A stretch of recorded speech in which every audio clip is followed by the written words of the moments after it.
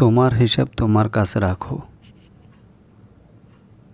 তোমার অহংকার তোমার কাছে রাখো। তোমার বেয়াদবি তোমার কাছে রাখো। তোমার জ্ঞান তোমার কাছে রাখো এবং তোমার ভদ্রতা তোমার কাছে রাখো। Hello viewers, welcome to my channel English now and then. Viewers, আমরা আমাদের ডেইলি লাইফ কনভারসেশনে এই ধরনের সেন্টেন্স তো প্রায় বলে থাকি, কিন্তু আজকের ভিডিওতে আমরা এই সেন্টেন্সগুলোকে একটি মাত্র স্ট্রাকচার ব্যবহার করে ট্রান্সলেট করব।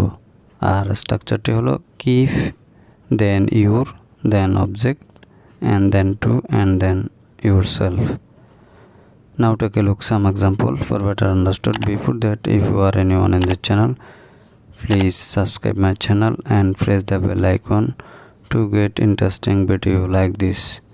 So this is the first one is তোমার অহংকার তোমার কাছে রাখো। Keep your pride to yourself. তোমার বেয়াদবি তোমার কাছে রাখো। Keep your rudeness to yourself. And the next sentence are তোমার হিসাব তোমার কাছে রাখো। Keep your account to yourself.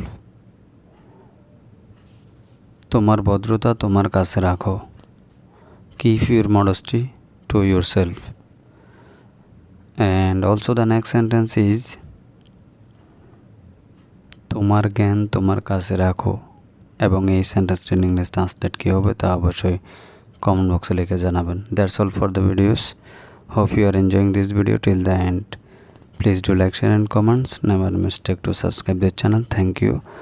Once again, see the next video. Thank you.